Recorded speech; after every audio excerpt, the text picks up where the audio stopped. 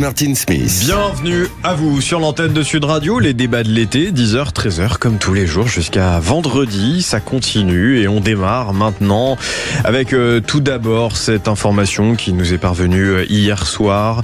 Décédé à l'âge de 80 ans, né en 1946 dans le Tennessee, dans une famille de 12 enfants issus d'un milieu modeste, véritable icône de la culture américaine. Dolly Parton est décédée.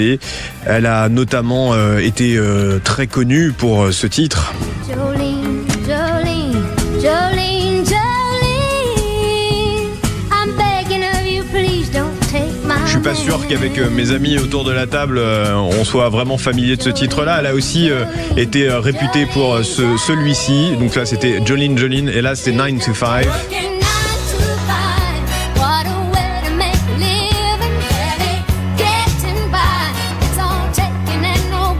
Véritable star de la country américaine, elle est notamment saluée par Donald Trump qui dit que c'est une véritable perte pour la culture américaine.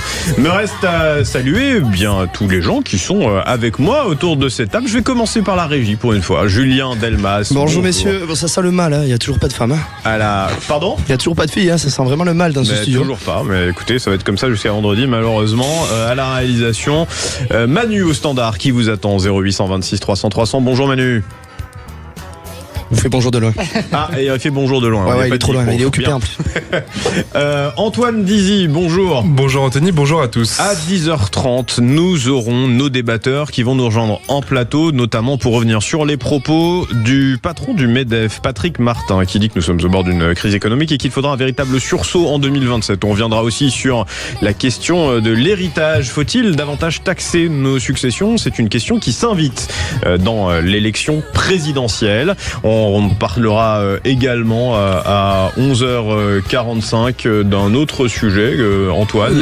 La facturation électronique. À une semaine de sa mise en œuvre, les professionnels demandent un report avec les méga-piratages des impôts. Doit-on suspendre la mesure ? Effectivement, qui touche directement la DGFiP, la Direction Générale des Finances Publiques. Et nos invités seront autour de la table. Il y aura Julia Achat, conseillère municipale de Kingersheim dans le Haut-Rhin. Kingersheim toujours, pardon. Gilles Platret, maire de Chalon-sur-Saône, et William Tay, président du think tank gaulliste Le Millénaire. Je suis très content de les retrouver. Également, quelqu'un que je suis content de retrouver, c'est Louis Randazzo. Bonjour. Bonjour Anthony, bonjour à tous. Programmez bien nos invités tout au long de la matinée. Merci beaucoup. Alexandre Saint-Etienne, bonjour. Bonjour Anthony. Pour nos réseaux sociaux, Sud Radio, la question qu'on se pose ce matin. Alors cette question, l'héritage s'invite dans la campagne présidentielle. Doit-on faire des économies en taxant davantage les successions ? Ça, je pense que ça va vous faire réagir. Vous nous appelez au 0826 300 300, vous réagissez sur les réseaux sociaux. Vous pouvez aussi m'écrire directement sur mon compte X ou Instagram. Je vous lis bien évidemment tout au long de l'émission. Et puis, mon ami Albin Texera, qui est en forme Anthony, ce matin. Bonjour à tous. Bonjour. Alors, dans un instant, on va accueillir nos collègues de Sud Radio. Eh ben oui, on continue notre série où on va vous proposer toute la grille de rentrée de Sud Radio, et aujourd'hui on s'intéresse bien entendu aux deux grandes spécialités de la maison, le rugby, la Sud Radio, la radio du rugby, et l'automobile avec On parle auto. Donc mais pas en même temps. Pas en même temps. D'abord on commencera par le rugby où on recevra Cyprien Bétou. Oui, Cyprien, c'est ce que j'ai dit. Cyprien. Attention, il est là, il est en régie, il n'a pas aimé le Cyprien, il n'a pas du tout aimé. Moi, je m'aventurerai pas, Albin Texera. Et juste après, on recevra Jean-Luc Moreau et Laurence Perrault, animateurs d'On parle auto. Et puis à 10h15, on va revenir sur cette tornade à Paumas. Qu'en est-il de cette tornade ? Est-ce qu'on doit avoir peur maintenant de ce phénomène ? Eh ben, on en parlera avec Patrick Marlière, météorologue. Vous avez vu, il y en a eu une hier dans les Vosges, sur une surface inhabitée, mais il y en a une autre. Voilà, on doit avoir peur maintenant des tornades. Je sais pas si on doit avoir peur, mais en tout cas, il faut qu'on voit comment on s'en prémunit, il faut qu'on comprenne ce phénomène. Et puis, à partir de midi, on aura le directeur des Furets.com qui reviendra sur ces abonnements bien que on a tendance à oublier. On perdrait à peu près 81 € en moyenne chaque mois. Et à 12h40, notre invité avec Clément Barguin sera Arthur Delaporte, député PS du Calvados. On viendra avec lui sur la primaire socialiste notamment. Allez, les débats de l'été, c'est parti. Sud Radio, les débats de l'été, 10h-13h, Anthony Martin Smith. Nos amis de l'auto, Laurence Perrault, Jean-Luc Moreau, comment ça va les amis ? Très bien, bonjour. Bonjour Anthony, bonjour Jean-Luc. Je suis content que vous soyez avec nous, les copains. Bonjour Dame Laurence. Oui, et bonjour l'ami Jean-Luc. Bon, ça y est, ils sont partis. Vous voulez qu'on vous laisse peut-être l'antenne ? Eh ben écoute, avec plaisir, parce qu'on voulait aussi parler du départ de Dolly Parton. Tu as commencé ton émission avec ça. Juste pour une petite précision, cette femme évidemment que l'on connaît bien pour la country music, qui adorait les voitures américaines, mais adorait aussi les routiers. Elle avait d'ailleurs créé en juin sa propre station-service et aire de repos pour les routiers, qui avait été baptisée la Dolly Tennessee Travel Stop. Voilà monsieur, incroyable. Pour la petite parenthèse culturelle. Merci. Et puis c'était aussi une icône dans d'autres œuvres comme le cinéma, les œuvres caritatives. Elle a notamment beaucoup œuvré sur les questions de l'éducation et de la lecture. Alors les amis, on va continuer à vous retrouver chaque semaine. Alors moi je suis plus, si je peux faire une deuxième parenthèse, moi je suis plus touché par la disparition de Philippe Bouvard, qui était un grand amateur d'automobile, grand collectionneur d'automobiles, qui a eu des voitures extraordinaires et que j'ai eu la chance d'interroger à l'époque. Je travaillais pour Turbo et qui était pour moi un des plus grands monsieur de l'audiovisuel. Disparu. C'est vrai que l'ami Jean-Luc est né en même temps que Philippe. Ouais, je suis né en même temps que Philippe Bouvard, mais je fais pas mon âge. On va vous laisser, les amis, parce que vous êtes en train de foutre en l'air notre conducteur d'émission. C'est très bien. Vous avez repris en otage l'antenne. C'est fou. C'est là où on voit les professionnels de la radio qu'ils sont, Albin, Texera. C'est qu'ils arrivent, ils sont là tous les deux, et immédiatement ils nous embarquent avec eux, et on prend plaisir à vous écouter. On va continuer de prendre plaisir à vous écouter chaque week-end, Laurence, Jean-Luc, pour parler auto. L'auto qui est face à un défi majeur, on le sait, dans notre pays, dans l'Union européenne, face à l'invasion, si on peut l'appeler comme ça, des marques chinoises qui font un excellent travail. C'est même plus qu'un excellent travail. Moi, ça me fait froid dans le dos à chaque fois que j'essaye une voiture chinoise, parce que je me dis, elle progresse déjà à une vitesse phénoménale, c'est-à-dire en 3 ans, la plupart des défauts qui étaient vraiment irritants ont disparu. Et aujourd'hui, c'est pas les meilleures voitures, mais à qualité égale, elles sont 20 à 30% moins chères que les véhicules qui sont fabriqués en Europe. Donc là, il y a un vrai problème.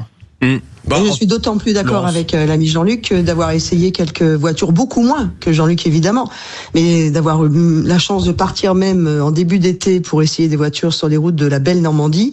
Je me suis rendu compte à quel point le rapport qualité-prix était dingue, mais vraiment dingue. C'est-à-dire qu'aujourd'hui, pour 25, 27, 28 000 euros, vous avez une voiture que vous n'oseriez même pas penser vous avoir offert. Pour le double. Plus vous offrir. Pour le double. Mais par contre, l'ami Jean-Luc, on a quand même aussi nos constructeurs européens qui se battent et qui essayent de faire des choses bien. Je pense à BMW, je pense à d'autres marques. Tout n'est pas perdu. Ouais, Mercedes, Audi, qui ont quand même des arguments à faire valoir. On va saluer aussi Cyprien Bétou qui est avec nous en plateau. Bonjour Cyprien. Bonjour Anthony, bonjour tout le monde. Vous êtes spécialiste du rugby, vous êtes consultant en rugby notamment pour Sud Radio. Ça va être quoi vous côté rugby? Ça démarre d'ailleurs dès demain, je crois. Ça, exactement. La Pro D2. Demain, la Pro D2, la deuxième division, reprend sur ses droits sur Sud Radio avec une grosse soirée qui commencera dès 19h avec Alexandre Priam et puis un gros match Provence Rugby Agen pour finir à 21h, et vendredi soir le dernier match de cette première journée de Pro D2, et le top 14 lui revient que la semaine prochaine, samedi 5 septembre. Sud Radio, la radio du rugby, mais pas que la radio du rugby professionnel, aussi féminin, aussi amateur. Évidemment, on a place à tous les rugby, que ce soit top 14 Pro D2, l'équipe de France évidemment avec Daniel Herrero et François Trio, mais également les rugby, différents rugby amateurs, les rugby féminins, le rugby à 7. Tous les rugby ont la place et sont à l'antenne de Sud Radio. Y compris d'ailleurs, on me dit, le rugby inclusif qu'on suit d'ailleurs depuis déjà 2 ans. Ça va s'intensifier probablement cette année. Quel est Puis l'avantage, c'est qu'il n'y a pas de Chinois dans le rugby, quoi. Pas encore. Et puis l'avantage, c'est que nous, on va parler auto, mais on parlera de tout ce qui concerne l'automobile, et pas simplement que les Chinois, l'ami Jean-Luc. On va aussi de nouveau avoir une émission qui va être très tournée aussi sur les questions d'auditeurs, les essais. On va bien évidemment parler de l'écologie, de l'investissement de la filière automobile dans l'environnement. L'ami Jean-Luc, une saison encore très riche. Ouais, ça va. Alors, chaque année, on a une petite innovation. L'année dernière, pour la saison, on a introduit les véhicules d'occasion, l'essai entre guillemets d'un véhicule d'occasion. Cette année, je me suis dit, tiens, comme les gens me posent des questions parfois, ils osent pas poser des questions, on aura la question pas si bête. Voilà, c'est-à-dire que... C'est une question pour moi, ça. Ouais, non, mais c'est une question pour tout le monde. Vous savez que moi, parfois, on me pose des questions alors qui sont pas si bêtes et je me retrouve à pas pouvoir répondre sur le coup. Et je me dis, tiens, voilà, ça peut être intéressant de faire ça. Donc, ça sera la nouveauté de cette rentrée. On parle auto, diffusé chaque samedi sur Sud Radio de 10h. Et on commence à midi. Le 5 septembre. Exactement, le 5 septembre. À partir du 5 septembre, on peut vous retrouver tous les samedis matins de 10h à midi. On peut l'écouter en voiture, bien entendu. Et quand on va au stade, on va au stade en voiture. Donc je reviens aussi vers Cyprien. Cyprien, vous nous avez teasé un peu ce dispositif rugby. Et je crois qu'il y a aussi un rendez-vous phare qui va être reconduit cette année, c'est la 3e mi-temps. Oui, exactement, les 2 podcasts rugby. Oui, exactement, c'est là où j'ai le plus excellé, si je dois être franc. En toute modestie. Évidemment, toujours. Les 2 premières, elles servaient pas à grand-chose pour moi. Et en effet, les 2 podcasts de Sud Radio, le vendredi, c'est la causerie de Sud Radio, où on vous présente les affiches et on vous donne un peu nos analyses sur les rencontres. Et le lundi, on revient également avec la 3e mi-temps, où on se pose une question sur le week-end. Et donc, du coup, il y aura évidemment nos consultants, Daniel Herrero, Jean-Baptiste Elissal, Philippe Spanghero, qui seront avec nous autour de ce ballon ovale. Et puis Alexandre Priam, évidemment qu'on retrouve sur l'antenne dès la Pro D2, qui est là pour commenter les matchs. Il fait tout. Ouais. Il fait tout. Il conduit le bus, Alexandre Priam. Ouais. Bon, je termine quand même par un petit prono, Cyprien. J'ai dit Cyprien, j'ai pas dit Cyprien. Merci Albin. Bon, un petit prono quand même. Top 14 Pro D2. Qui on doit surveiller cette année sur Sud Radio, qui on va surveiller précisément? La grosse cote en Pro D2, c'est forcément Provence Rugby. Ça fait plusieurs saisons qui tournent autour de cette accession et du titre de champion de France. Ça sera la grosse équipe à surveiller. Il y a derrière évidemment d'autres équipes comme Colomiers, comme Brive, comme pourquoi pas Montauban qui vient de redescendre. Et du côté du top 14, comment ne pas citer Toulouse? C'est simple, 4 fois champion de France de suite.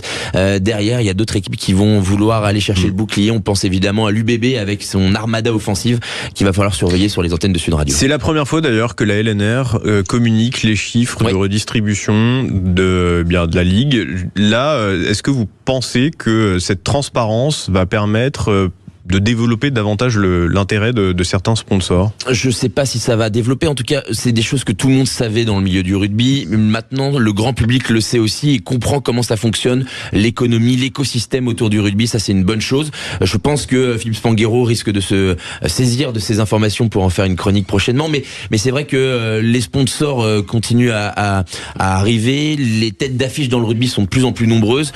Et donc, le rugby, le top 14 est sûrement le championnat le plus attractif au monde. Bon. Eh bien, merci beaucoup Cyprien Bétou. Je rappelle, vous êtes consultant en rugby Sud Radio. On vous retrouve dès demain sur l'antenne de Sud Radio. Merci beaucoup les amis aussi de l'auto, Laurence, Jean-Luc. On vous retrouve le 5 septembre. Merci d'avoir pris un peu de temps sur vos vacances pour être avec nous ce matin sur l'antenne de Sud Radio. Et Anthony, moi je vous retrouve samedi matin dès 7h pour les matinales week-end. Mais c'est vrai Laurence, c'est vrai que vous n'êtes pas tant que ça en vacances. Merci Laurence. On vous dit à samedi sur l'antenne de Sud Radio. Sud Radio, la radio des passionnés. C'est ça en fait la morale de notre histoire. Dans un instant, Albin Texera, on va aller du côté du sud-ouest à Paumas, dans l'Aude. Exactement, oui, la tornade, les tornades. Est-ce qu'on doit s'habituer à ce type de phénomène météo de plus en plus extrême? Que doit-on attendre à l'avenir? Nous allons en parler avec Patrick Marlière, météorologue. Sud Radio. Sud Radio, les débats de l'été, 10h-13h, Anthony Martin-Smith. Peut-être que vous vous réveillez parce que vous faites une grasse matinée à l'écoute de Sud Radio. Merci pour ça. Peut-être que vous êtes déjà au travail. Et puis merci aussi là bien d'être à l'écoute de Sud Radio. On a Joséphine qui m'écrit: Anthony, c'est une véritable passion pour moi, l'automobile. Et grâce à Jean-Luc et Laurence, j'ai pu changer ma voiture. Et ça m'a beaucoup aidé dans le choix du véhicule que je devais prendre.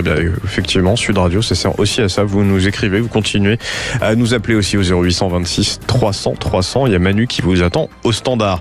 Albin Texera, dans un instant, dans une poignée de secondes même, on va accueillir notre expert météo. Oui, Patrick Marlière, météorologue, avec qui on va revenir sur cette tornade à Paumas. Bonjour Patrick Marlière. Bonjour. Alors, on le dit depuis maintenant plus de 24 heures, une tornade a ravagé la commune de Poma lundi dans l'Aude, détruisant la moitié du village et faisant une quarantaine de blessés. C'est un phénomène rarissime en France qui intervient alors que la Méditerranée enregistre cet été des températures jamais vues, jusqu'à 7 degrés au-dessus des normales par endroit. 2 signaux qui interrogent sur la fréquence à venir de ce type d'événement. Est-ce qu'on peut le dire? On va devoir s'habituer aux tornades en France dans les années à venir? Écoutez, déjà, on a régulièrement des tornades en France, sauf qu'effectivement, c'est des phénomènes tellement localisés, tellement ciblés que on en parle dans la région où elles ont frappé. Les régions les plus touchées par ce type de phénomène, mais c'est plutôt le nord de la France, hein, la Normandie, la Vendée, jusqu'au nord de la région parisienne et Hauts-de-France. C'est d'ailleurs sur les Hauts-de-France qu'on a les tornades les plus fortes et les plus fréquentes de ces dernières années. En revanche, oui, les régions autour du golfe du Lion et jusqu'à la frontière italienne sont en bord de mer, souvent touchées aussi par ce type de phénomène. Alors quand c'est en bord de mer, quand c'est sur la mer, ce sont des trombes, c'est exactement le même phénomène. Elles rentrent parfois dans les terres et sont extrêmement importantes. En revanche, celle qui a été filmée et observée, dont on a vu circuler ces nombreuses vidéos sur les réseaux, bien évidemment, elle était assez impressionnante. Et certainement une des plus impressionnantes de ces dernières décennies, voire de ce siècle. Mais effectivement, pour l'instant, difficile de bien calibrer la force de cet événement, l'importance de ces rafales, et c'est en train de se faire parce qu'il faut... On y reviendra, mais pour autant, effectivement, ce type de phénomène, oui, comme les orages sont de plus en plus forts, qu'il fait de plus en plus chaud, il suffit de se rappeler des canicules que nous venons de subir, oui, quand il y aura des orages, on peut faire face à ce type de phénomène. Alors moi, je voudrais qu'on explique aux auditrices, aux auditeurs de Sud Radio, comment se constitue une tornade. Il faut de l'air chaud et humide au sol. Donc là, la canicule y joue pour beaucoup, et particulièrement dans des zones où on a des grandes surfaces d'eau, notamment littoral méditerranéen par exemple. Mais en altitude, il faut de l'air sec et froid. Et puis, il faut des vents qui changent de direction en altitude. Et puis, c'est cette différence de vent c'est cette différence de température notamment qui crée ces dépressions. Et puis lorsqu'on a des courants qui doivent descendre des nuages vers le sol, c'est là où on peut parler de tornade. Alors, vous avez bien résumé la situation. Donc, en fin de compte, pour avoir ce type de nuages d'orage extrêmement violents, il faut une grande différence de température entre le sol, et là, évidemment, avec la canicule, on avait plus de 35 degrés sur de très nombreuses régions du sud-ouest, et puis l'arrivée de cet air frais qui nous est apporté par une dépression sur le proche Atlantique. Et donc, il y a énormément de différence entre l'atmosphère, la masse d'air qui est au sol, et celle qui est et là, ça fabrique le cumulonimbus, le nuage d'orage, qui peut faire 15 km d'épaisseur. Et effectivement, à l'intérieur de ce même nuage, les vents circulent, des vents, des cisaillements de vent qui vont donc avec des très importantes. Dans la première partie du nuage, c'est de l'eau, c'est des averses. Au-dessus, c'est la grêle, des grêlons très importants. Et puis, évidemment, celui-ci peut s'étendre beaucoup plus haut. Et la différence entre tous ces éléments, tous ces vents qui composent ce nuage, peut commencer à fabriquer ce qu'on appelle dans un premier temps le tuba, c'est-à-dire ce petit tube qui sort de la base du nuage, et puis parfois donc il rejoint le sol, et là ça forme la tornade. Là c'est une tornade assez impressionnante. Effectivement, il y a des cisaillements de vent, et quand elle se déplace, elle ne se déplace pas rapidement, mais c'est les vents à l'intérieur de la tornade qui sont des vents cisaillants qui fonctionnent comme une tronçonneuse, et donc évidemment à ce passage ça fait les dégâts que l'on a observés. Si vous voulez faire cet exercice, moi je l'ai fait avec ma fille pour lui montrer comment fonctionnait une tornade. Vous allumez votre douche avec de l'eau très froide dans une salle de bain chaude, et là vous avez immédiatement une production d'énergie et d'air qui se provoque, et particulièrement au niveau du sol de la douche. C'est assez rigolo à montrer à un enfant, mais ça illustre bien cette différence de température, cette dépression et cette production d'énergie qui conçoit le vent qu'on ressent au sol. Ouais, il y a aussi ce qu'on peut montrer souvent aux enfants, on fait dans les conférences, on met un petit parapluie à l'envers et on le fait tourner. Et effectivement, ce qui se passe au niveau du sol, ça tourne très très vite, ça tourbillonne. Et quand ça se déplace, évidemment, ça fait des ravages que l'on a vus. On va devoir s'y habituer. Les États-Unis, quand on parle tornade, les États-Unis sont habitués. On se souvient de ces grandes alertes dans les médias qui disent la tornade arrive, préparez-vous. Est-ce que en France, on va devoir mettre des dispositifs comme ça en place? Est-ce que Météo France va devoir créer un nouveau processus pour alerter en cas de tornade? Les processus d'alerte existent déjà, sauf qu'effectivement, dans ce type de phénomène, c'est tellement localisé, nous, dans notre territoire, que effectivement, les suivre au pas à pas, c'est compliqué, quoi. Parce que, si vous vous rappelez, on était en vigilance orange sur des orages qu'on annonçait extrêmement forts sur ce secteur. On est en vigilance rouge, mais orange quand même, ce qui signifie que l'alerte était déjà très importante. Ensuite, dans ce type de phénomène, il y a aujourd'hui, et on l'a vu pour les épisodes de canicule et des feux de forêt, le système FR Alerte. Pour ce type d'événement, c'est pas encore peut-être totalement au point dans les services météo, c'est hyper compliqué. Il faut suivre la cellule. Ça ne dure pas longtemps, une tornade. Ça dure vraiment quelques minutes, moins d'une heure, généralement dans son déplacement. Et donc, il faut la suivre, voir quand est-ce qu'elle se déclenche, voir quand est-ce qu'elle touche le sol, et là, lancer des alertes. C'est hyper compliqué à suivre, et surtout que nous, chez nous, en France, ça peut se passer toute l'année, parce que le phénomène qu'on a expliqué, sa fabrication, on peut avoir des tornades du 1er janvier au 31 décembre. Donc, il faut être extrêmement vigilant dans ce type de situation. Pour autant, effectivement, les services pour suivre ça ne sont pas comparables aux États-Unis. Et il y a un autre phénomène, c'est qu'aux États-Unis, il y a des radios spécialisées dedans, parce que quand il n'y a plus d'électricité, il n'y a plus rien coupé par la tornade, comment suivre les événements? Aux États-Unis, il y a des radios spécialisées en météo pour suivre ces événements. Et l'importance aussi de la FM, Ouais, déjà, oui aussi, d'où la radio. Donc, on est bien content d'être sur votre antenne pour expliquer ça. Donc, mais pour autant, effectivement, il y a un autre système aux États-Unis. C'est les personnes sont tellement habituées dans ces zones à tornado allées où il y a tous les ans des tornades par dizaines, par centaines, parfois. Ils ont au fond de leur jardin un abri pour se protéger. Et peut-être en France, on va devoir s'y habituer. Et puis surtout, les gestes à rappeler. Éloignez-vous des fenêtres dans ces cas-là. Mettez-vous dans une pièce, idéalement sans fenêtre, et bien fermée, avec des vivres et une radio. Merci infiniment. Patrick Marlière, merci d'avoir été avec nous. Maintenant, on se couchera un peu moins bête. Moi, je sais maintenant, quand je vais aller manger avec quelqu'un à midi, je pourrai lui dire ce qu'est vraiment une tornade. Et ce ne sera pas avec moi, puisqu'on a déjà déjeuné hier ensemble. On déjeune avec plein de gens ici. Oui, c'est vrai. Bien sûr. Merci, Albin Texera. Je vous dis à demain, 10h sur l'antenne de Sud Radio. Les débats de l'été continuent avec vous, mesdames et messieurs, au 0826 300 300. Cette question qu'on se pose, peut-on encore espérer un sursaut? Nous sommes au bord de la crise économique. Ça, c'est ce que dit le patron du MEDEF, Patrick Martin. Nos débatteurs arrivent en plateau. On va en discuter avec eux dans un instant sur Sud Radio. Sud Radio. Les débats de l'été, 10h-13h, Anthony Martin-Smith. 10h, passé de 32 minutes. Vous êtes toujours à l'écoute de Sud Radio et ça nous fait plaisir. Vous nous appelez au 0826 300 300 et vous nous écrivez sur les réseaux sociaux si cela vous fait réagir. Mais nécessairement, ça va vous faire réagir. Les sujets qu'on a ce matin sont quand même très impliquants. En tout cas, je trouve. Patrick Martin, par exemple, qui dit que nous sommes au bord de la crise économique. Le patron du MEDEF dit que, il nous faudrait un sursaut en 2027 pour s'en sortir. Est-ce que ce sursaut est possible? On parlera aussi de la question de l'héritage. Est-ce que c'est une question qui peut s'inviter et qui s'invite d'ailleurs déjà en fait dans la campagne présidentielle? Doit-on davantage taxer la succession?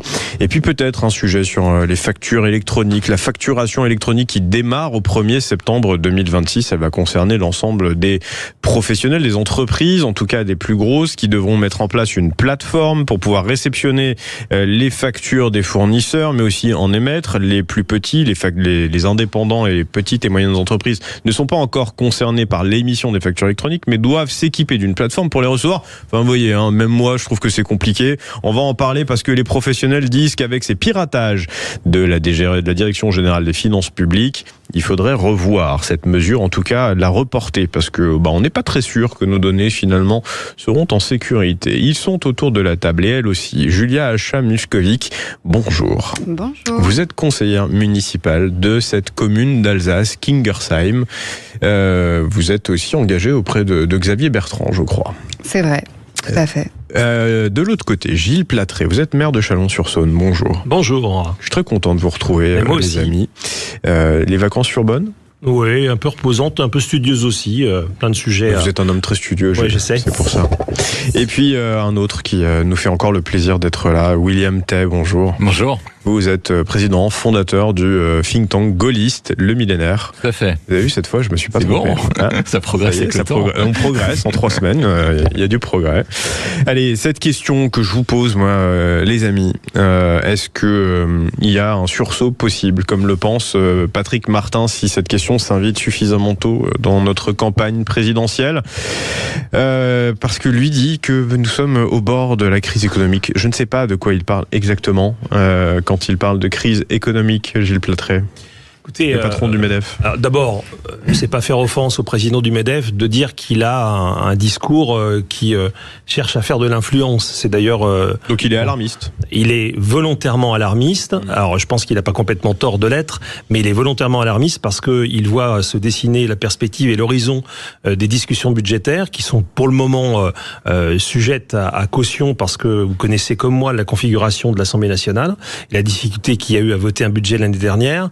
Il se fonde sur des chiffres qui sont aujourd'hui, qui ne sont pas bons, objectivement, puisque la croissance française, qui, grosso modo, s'il n'y a pas d'effondrement au dernier trimestre, va s'établir sur l'année courante à 0,7%, là où le gouvernement, d'ailleurs, lui, estime qu'elle sera à 0,9. Donc on a déjà un décalage qui nous promet des lendemains qui déchantent sur les rentrées fiscales, parce que si vous avez un décalage de 0,2, ça veut dire que vous n'obtiendrez pas vos recettes escomptées. Mais quelque part, il n'a pas tort quand on voit qu'on emprunte désormais plus cher que la Grèce et l'Italie à plus de 4% de taux d'intérêt. Et puis en tout cas, c'est pas avec ça va peser sur les ménages. On est entièrement d'accord. D'ailleurs, les ménages sont les premiers. Aujourd'hui, il y a un effondrement de la consommation. Voilà, ça c'est une réalité. On a encore un tout petit peu de peps dans certains secteurs industriels, mais la consommation est en train de s'effondrer. Donc ça, c'est une réalité. Il a raison de pointer le risque. On fait moins bien que nos voisins européens, que la plupart de nos voisins européens. L'Espagne a des taux de croissance particulièrement flatteurs, l'Italie est meilleure que nous, l'Allemagne est meilleure que nous. Donc il a raison de dire ça. Après, il est dans son jeu aussi peut-être de hausser le ton d'une façon très très forte pour faire réagir. Mais il va se trouver confronté comme nous tous à une réalité, c'est-à-dire l'incapacité de l'Assemblée nationale, du Parlement d'une façon générale, mais surtout de l'Assemblée nationale, d'avoir un sentiment et même le devoir de la responsabilité pour arriver à voter un budget. Parce que je pense que les échéances électorales qui approchent vont sans doute vont incendier le Parlement et radicaliser les positions. Donc ça ne nous amène pas des majorités de projets. Et à la fois, Julia Achat-Muskovic, la France est moins riche qu'en 2000, c'est pas moi qui le dis, c'est l'INSEE et ses chiffres. Le PIB par habitant aujourd'hui est celui équivalent à la Chypre. En 2000, on était 15% plus riche en moyenne par habitant. C'est des chiffres qui sont pour le coup alarmistes et ça fait référence au débat qu'on avait eu sur la question des retraites où j'avais signifié avec qu'effectivement la non-indexation probablement des retraites de plus de 3 000 € qui est une idée maintenant de Bercy. Et où j'avais manifesté le fait dans le débat que effectivement la génération d'avant moi mieux vécu que en tout cas ma génération et les futures générations à venir, et on le voit, c'est chiffré, c'est détaillé, y compris d'un point de vue économique, mais ça a forcément des conséquences tangibles sur à la fois le quotidien des actifs plus avancés, mais aussi des jeunes actifs et du potentiel qu'on aura ces prochaines années. Pour en revenir aussi à la REF, Patrick Martin ne cesse d'utiliser le jargon du courage comme une façon aussi... La REF, c'est le rendez-vous d'été du MEDEF. Du MEDEF. Qui ont lieu à Roland-Garros. Et qui, du coup, ont permis d'engager finalement cette prise de parole de Patrick Martin, sinon on l'entend peu, évidemment. Mais en tout cas, tout son jargon tourne autour du courage. Donc il y a effectivement, je pense, une volonté de mettre aussi face à leurs responsabilités le Parlement, mais c'est aussi de mettre face à leurs responsabilités les responsables politiques qui, en tout cas, ont ont affirmé leur volonté d'être président de la République et d'être donc candidat pour cette échéance-là. Et on remarque bien qu'il y a quand même une volonté, notamment des entreprises, des responsables des entreprises notamment, de peser aussi dans le débat public, puisqu'on voit bien qu'il y a quand même eu un décalage entre les décisions politiques et la volonté notamment des entrepreneurs et ce qui serait bon de mettre en place pour relancer une économie qui aujourd'hui en est fragile. Vous l'avez parfaitement décrit avec ces chiffres autour du PIB. Donc curieuse de voir un petit peu ce que vont donner ces débats, en sachant qu'il y a quand même le grand débat, le premier débat à la présidentielle qui a quand même lieu à la REF. C'est pas anodin. On peut même se poser la question de la légitimité de la REF de finalement mettre en lumière et en théâtre cet événement-là, qui devrait être plutôt un événement un peu plus institutionnel, un peu plus marqué par un débat télévisé comme traditionnellement on a l'habitude de le faire. Non, là, Patrick Martin a montré que, de par aussi son influence vis-à-vis des candidats, il détiendra le premier débat à la présidentielle avec les candidats annoncés. Donc c'est pas anodin. J'espère qu'ils vont pouvoir être challengés, parce qu'aujourd'hui on peut pas dire que c'est... notamment 16h45 je crois. Absolument, demain à 16h45 absolument. Et en tout cas on peut pas dire que les candidats à la présidentielle sont aussi riches de propositions pour justement lutter contre tous ces sujets-là. Et on sait bien que le cœur et le nœud du problème, c'est la question des retraites, d'où la notion de courage. Et d'où la notion de les challenger un petit peu, parce que c'est quand même relativement pauvre. Mais moi, William Tay, j'avais l'impression quand même que les entrepreneurs pesaient quand même beaucoup depuis 2017 dans nos politiques publiques. Emmanuel Macron est quand même le président de la Startup Nation, c'est le président des investissements étrangers, c'est aussi le président qu'on dit proche des milliardaires. Il y a deux choses. Déjà, il y a votre question précédente sur pourquoi est-ce que la France est en difficulté. Vous avez rappelé des chiffres, notamment le fait que la France, en termes de PIB par habitant, était inférieur à celui de la Chypre. On peut même aller plus loin. En 1980... équivalent, en tout cas, pour l'instant. Équivalent. En 1980, avant que François Mitterrand soit élu, un Français avait créé plus de richesses qu'un Américain, un Anglais ou un Allemand. Aujourd'hui, la différence est flagrante. Un Américain produit $80 000 par tête, un Français 46 000, un Britannique 54 et un Allemand 56. Ça veut dire que, moyennement, un Français produit beaucoup moins et est beaucoup moins riche que ses voisins européens et que ses voisins outre-Atlantique. Et c'est marquant notamment sur le salaire moyen. Le salaire moyen français est de 1 800 €. Le salaire moyen par semaine aux États-Unis est de $1 300 par semaine. Donc on voit bien un appauvrissement des Français. Qui fait à peu près un peu moins de 1 100 €. Un peu moins de 1 100 €. Et pourquoi est-ce que ça a un impact très fort sur la situation qu'on a actuellement, et pourquoi est-ce que Patrick Martin a raison d'être alarmiste sur la situation économique? La situation de la France et le modèle français, donc le modèle social, le système de par répartition qu'on a sur le système des retraites, est basé notamment sur la croissance. C'est-à-dire que depuis 1974, la France a été en incapacité d'adopter un budget à l'équilibre. Et donc, ça veut dire qu'on finance notre modèle social uniquement sur l'endettement. Et pourquoi est-ce que ça ne tient plus? Parce qu'on a vécu pendant très longtemps, notamment grâce à l'adoption de la monnaie unique, avec des taux d'intérêt qui étaient très bas, inférieurs à 3%. Aujourd'hui, lorsque vous avez des taux d'intérêt qui dépassent ceux de la Grèce, ça veut dire que le taux d'intérêt va faire que la charge de la dette va dépasser les 100 milliards d'euros, et donc la France va dépenser plus pour la charge de la dette, non même pas sur le remboursement, uniquement sur les intérêts de la dette, que sur l'éducation nationale ou sur ses armées. Et donc ça veut dire que la situation est absolument catastrophique. Et plus la France continue dans cette situation, moins les prêteurs ont confiance. Et donc ça veut dire que plus votre charge d'intérêt augmente, plus les prêteurs vont demander des taux d'intérêt qui sont de plus en plus élevés, et plus vous avez de chances de créer ce qu'on appelle un effet boule de neige qui peut produire une crise financière, comme ce qui s'est passé lors de la crise des dettes souveraines avec l'Italie et la Grèce. Donc c'est ça la situation qu'on a en France, et donc on a une situation qui est particulièrement bloquée, où le seul moyen qu'on a pour pouvoir résorber cette situation, c'est de créer une politique de croissance. Et pour pouvoir créer une politique de croissance, il n'y a pas 36 remèdes, il faut remettre en cause les fondamentaux qu'on a depuis 1980, c'est-à-dire tourner la page du socialisme, arrêter cette politique qui fait qu'en sorte on dépense chaque fois de plus en plus pour des services publics qui sont de piètre qualité, qu'on taxe davantage les gens pour au final qu'il leur reste quasiment plus rien, et enfin libérer les Français du carcan administratif et normatif dans lequel ils sont plongés actuellement, pour pouvoir libérer les énergies. Et puis c'est d'autant plus alarmant qu'il y a quelque chose que vous n'avez pas mentionné, c'est la transition démographique qui nous est totalement défavorable. C'est le cas d'ailleurs aussi en Italie, sauf que l'Italie la compense avec une croissance et aussi des subventions européennes. Mais ça, subventions européennes, ne pas négliger non plus. Voilà, pour les bons résultats italiens, il y a quand même une contribution de l'Europe qui ne durera pas éternellement non plus. Non, voilà. Et c'est pour ça d'ailleurs qu'elle a aussi réduit ses attaques contre l'Europe et est devenue un petit peu plus docile. On est d'accord. On continue cette discussion autour des propos de Patrick Martin, alarmiste selon vous, mais en même temps vous dites qu'il a raison de l'être sur la situation économique de la France, et puis qui dit qu'un sursaut est encore possible pour 2027. On en parle aussi avec vous au 0826 300 300. Dites-nous ce que vous en pensez. Est-ce que vous avez le sentiment sentiment, vous, de votre côté, que nous sommes au bord d'une crise économique, sachant que nous empruntons plus cher que la Grèce et que l'Italie, plus de 4% aujourd'hui. À tout de suite sur Sud Radio. Sud Radio. Parlons vrai.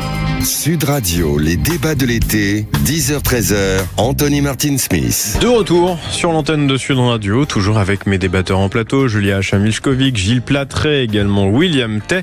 On va s'intéresser maintenant à la question de l'héritage. Faut-il taxer davantage les successions ?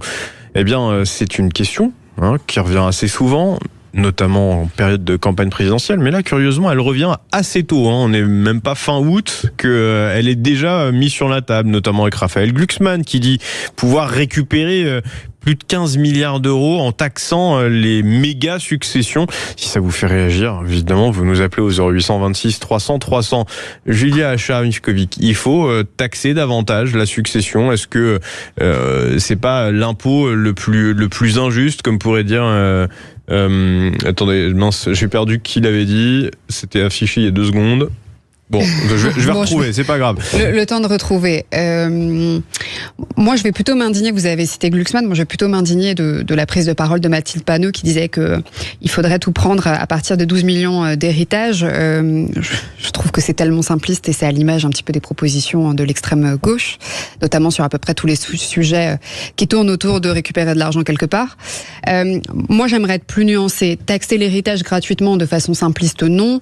Peut-être rétablir une forme de justice sociale avec un contrat social qui soit clair et où on sait où irait potentiellement cette taxe pourrait être un sujet intéressant qu'il faudrait étudier, en tout cas mener des débats avec ces populations-là. Je pense qu'il y a une responsabilité et il y a un élément dont on ne contrôle pas, c'est ce hasard de la naissance qui fait que vous allez naître dans une famille aisée, vous n'allez pas naître dans une famille aisée. Il y a eu des statistiques des Échos, il me semble, de fin d'année dernière qui montraient que plus de 50% des riches en France étaient riches par héritage et donc les autres 50% étaient devenus riches par le travail. Est-ce qu'on doit tout pénaliser ? Absolument pas. Je veux dire, moi, je suis assez favorable à l'idée et au discours tenant à dire que quand on a travaillé toute une vie, cet argent, on doit pouvoir être libre de le maîtriser, d'en faire ce qu'on veut. Dans une société comme la nôtre et dans une France qui se veut providentielle, avec une solidarité entre les générations, entre les Français, on peut se poser la question, effectivement, de réfléchir à comment taxer dans une petite mesure, pas dans l'esprit LFiste en tout cas, mais de voir comment on peut capitaliser dessus pour permettre une solidarité intergénérationnelle et surtout une forme de justice sociale qui serait favorable notamment aux classes moyennes. En revanche, le problème aujourd'hui, dès lors où on parle de taxation, la taxation en 2026, voire même avant, permet soit de financer les intérêts de la dette ou les retraites. Or, moi aujourd'hui, je ne me mettrai jamais du parti de dire qu'on va prendre sur l'héritage pour pouvoir financer la dette, tout ce qu'en fait l'État a été incapable de faire et sur lequel on a failli. Donc, soit il y a un contrat social avec on sait pourquoi on investit, on sait pourquoi on est taxé, soit on abandonne cette idée-là parce qu'on ne peut pas prendre l'argent aux gens sans leur dire où il irait. C'est Sarah Knafo qui avait dit en début juillet que c'était l'impôt le plus injuste de France, notamment impactant surtout les familles les plus modestes. William Tay, oui. Bah oui, moi je pense que les droits de succession, c'est le synonyme de la passion française pour la taxation et les impôts. Pourquoi ? Parce que même quand on est mort, on doit payer des impôts. Voilà, c'est ça en France. Le résumé, c'est quand même fantastique. Ça veut dire que c'est finalement le seul truc qui vous suivra dans votre tombe, ça. Ah bah ça vous suivra toujours quoi qu'il arrive. Vous avez, il y a 3. Je crois que je sais plus qui disait. Il y a 3 certitudes dans la vie. C'est la naissance, la mort et le fait que le fisc vous poursuivra. Donc ça résume un peu ça. Donc voilà, c'est un peu ça la passion française. L'héritage du fisc. Voilà. Moi je pense qu'on a une situation qui est difficile déjà pour l'ensemble des gens parce que qu'est-ce que ça veut dire la taxation de l'héritage ? Déjà, il faut quand même résumer, c'est à peu près le parcours de quelqu'un de moyen. Il va travailler, il va payer à peu près en fonction de sa situation, entre les différentes cotisations sociales, la CSG, tous les trucs qu'il paye, il va payer à peu près 50% de ses revenus, voire plus, s'il est chef d'entreprise ou entrepreneur, dans toute sa vie. Donc il vous en reste une bonne moitié dans le meilleur des cas si vraiment vous êtes doué en termes d'optimisation fiscale. À la fin, le peu de patrimoine que vous avez réussi à accumuler, parce qu'il y a quand même un autre débat, c'est qu'actuellement, en France, il est quand même compliqué de s'élever socialement. C'est-à-dire que c'est de plus en plus dur de pouvoir progresser en termes de revenus et de progresser en termes de statut, dû égard à différentes raisons, si vous voulez, qu'on peut évoquer. Et donc, pour changer de statut, il faut passer à travers l'héritage. C'est-à-dire que vous transmettez, vous raisonnez non pas uniquement sur votre vie, mais vous raisonnez pour créer un patrimoine familial au cours de différentes générations. Et donc, cette situation crée que soit vous transmettez un bien familial, soit une petite maison, soit une entreprise. Et le peu de choses que vous avez construites, on vient vous le taxer, on vient vous le spolier. Et donc, ça crée une situation où on arrive sur le système qu'a décrit parfaitement Churchill. C'est-à-dire que certes, le capitalisme est le plus mauvais des systèmes parce qu'il crée une égalité de fait, et le socialisme crée une égalité dans la misère. Et moi, je pense que c'est ça qu'il faut combattre et que la taxation sur le patrimoine et sur l'héritage vient tuer les petits gens qui avaient un espoir d'ascension sociale, parce qu'aujourd'hui, il est plus possible d'avoir une ascension sociale en France parce que le système ne fonctionne plus, le système méritocratique ne fonctionne plus, l'école est cassée, et donc vous pouvez pas, à travers une ou deux générations, pouvoir construire. Il faut raisonner maintenant en termes de génération familiale. Gilles Platré. Moi, je pense qu'avant de se focaliser, comme le fait l'extrême gauche, dans une visée totalement électoraliste, on sait très bien que c'est un totem qui est agité en période électorale et que ça reviendra encore dans la campagne avec force et sans doute avec des propositions encore plus délirantes que celles récemment énoncées par Madame Panot. Mais avant de s'intéresser aux très grosses successions, parlons peut-être déjà de l'injustice qui pèse sur les petites successions. Parce que aujourd'hui, comme vous le savez, l'abattement par enfant en ligne directe, c'est 100 000 euros. 100 000 euros depuis 2012. C'est-à-dire que depuis 2012, vous avez grosso modo, en une quinzaine d'années, 25% d'inflation cumulée. Or, l'abattement n'a jamais été revalorisé. C'est-à-dire que les 100 000 euros de 2012 ne sont pas les 100 000 euros, évidemment, en termes de pouvoir d'achat de 2026. Donc, si on voulait déjà être juste, on revaloriserait cet abattement. Donc, il faudrait qu'il y ait un suivi de l'inflation, selon vous. Mais bien sûr, mais attendez, vous perdez de l'argent. Enfin, par rapport à la situation de 2012, 100 000 euros ne valent pas 100 000 euros 15 ans plus tard. Donc, on voit bien que déjà, l'injustice pèse sur les petites successions. Avant de fantasmer sur les grosses, parce que ça plaît évidemment aux mélenchonistes qui adorent ça. C'est toujours cette lutte des classes qui a évidemment produit que du bonheur sur terre, comme on le sait, avec les dizaines de millions de morts qu'elle a engendrés. Mais toujours est-il que intéressons-nous déjà à l'injustice qui pèse sur les petites. En France, c'est 100 000 euros. Je dis déjà avec un problème de revalorisation qui n'a jamais été fait depuis 2012. En Italie, c'est 1 million d'euros. En Angleterre, c'est 500 000. Si vous rajoutez la résidence principale, ça vous fait 500 000 euros d'abattement. Donc en fait, on est parmi les pays de l'Europe occidentale qui sont les moins généreux. Et puis regardons un peu les recettes que ça engendre, parce que on va pas combler le déficit budgétaire ni les intérêts de la dette avec ça. Le produit fiscal des successions, en France, je parle pas des donations, mais des successions, c'est bon an mal an 18 à 19 milliards d'euros sur 500 milliards d'euros de recettes fiscales au total. Donc même en agitant l'espèce de crécelle anti-lépreux que Madame Panot voudrait mettre dans la main de tous les riches de ce pays, vous n'aurez de toute façon des recettes fiscales, même si on augmentait un peu les droits de succession sur les très grosses fortunes ou les très gros patrimoines, vous n'auriez de toute façon des droits de succession qui n'engendreraient pas évidemment ce qu'il faut pour le budget. Donc on voit bien que c'est une mesure démagogique par excellence, elle est inefficace sur le plan économique parce que évidemment plus vous taxez les grosses fortunes, plus vous les forcez, vous les incitez à trouver des stratégies pour ne plus déclarer l'héritage en France et donc à partir du pays. Donc est-ce qu'on veut vraiment que les grosses fortunes quittent le pays? Alors c'est sans doute le projet d'ailleurs de LFI. Ça, c'est à la fois quand vous regardez, il y a certaines fortunes qui détiennent énormément de patrimoine immobilier et qui transmettent ça à leurs enfants. On appelle ça aussi très souvent, très vulgairement, des gosses de riches qui d'un seul coup, du jour au lendemain, se retrouvent à la tête d'un parc immobilier, ne sont jamais confrontés au fait de travailler et puis touchent des rentes indéfiniment de loyers, etc. Bah oui, mais vous savez, il n'y a pas que sur le patrimoine qu'il y a des héritages. Monsieur Glucksmann est le fils de son père aussi. Il est arrivé, par exemple, je prends lui, le pauvre, j'ai rien contre lui à titre personnel. Enfin, il est arrivé dans le jeu politique parce que la notoriété de son père a rejailli sur lui. Il faut arrêter non plus de croire qu'on va repartir tous à zéro. Ça n'existe pas. Mais c'est pour ça qu'il y a quand même une forme d'injustice quand même sociale. Moi, je viens de la classe moyenne basse. Je suis une femme de droite. Pour autant, je la mesure et je l'ai mesurée tout au long de ma vie qui est courte pour le moment. Je n'ai que 26 ans, mais je la mesure aujourd'hui et c'est pour ça que je m'inscris plutôt dans une version nuancée de tout ce qu'on se dit. C'est vrai, vous avez raison, c'est aberrant de vouloir tout taxer, d'autant plus que quand, pour moi, cette taxe va et se dirigera pour payer la dette ou la retraite, ça m'embête un petit peu. En revanche, il y a quand même une notion qu'on oublie, c'est ce hasard de la naissance qui fait que peut-être que vous et moi, on est nés dans une famille où c'était plus compliqué, où en fait finalement il y aura peut-être pas d'héritage et où ça a été compliqué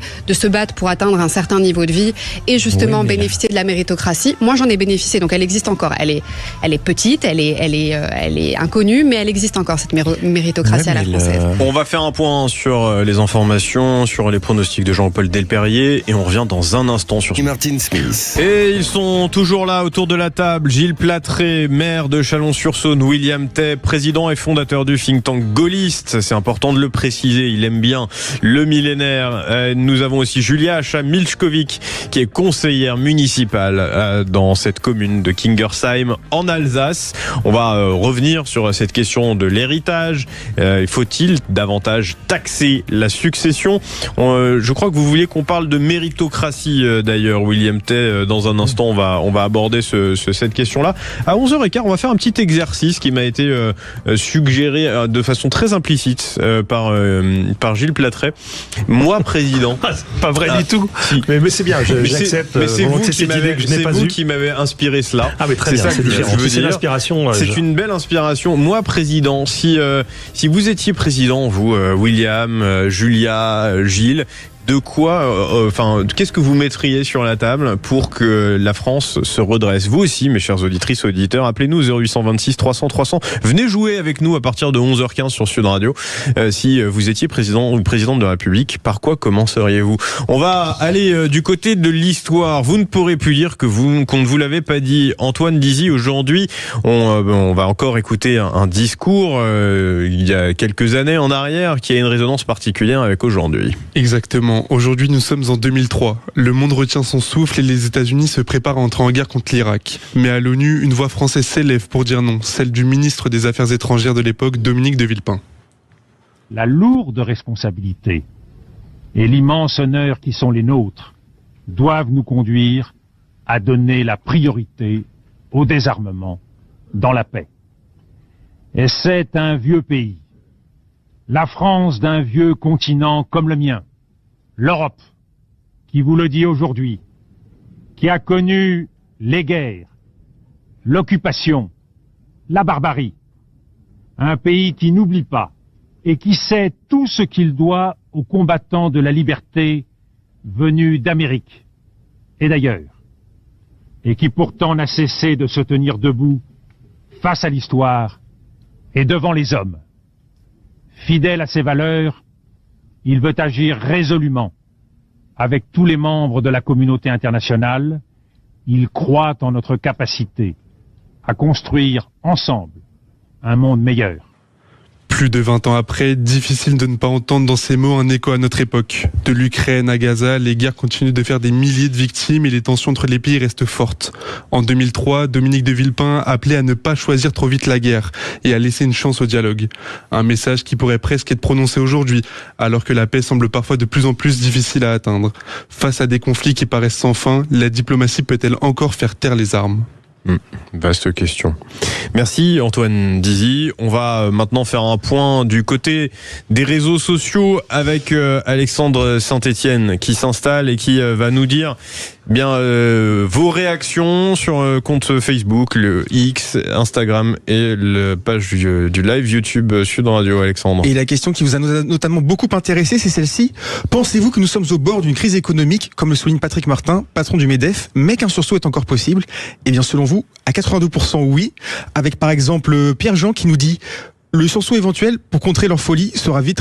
Pardon, excusez-moi. Pierre-Jean qui nous dit la France a tous les atouts pour être prospère si elle se sépare des politiciens... Oui, non, c'était pas Pierre-Jean, c'était pas le bon. La France a tous les atouts pour être prospère si elle se sépare des politiciens et des technocrates. Ou encore Xavier qui nous explique une crise oui, mais pas celle à laquelle M. Martin pense et est probablement due à la politique qui cherche à amplifier.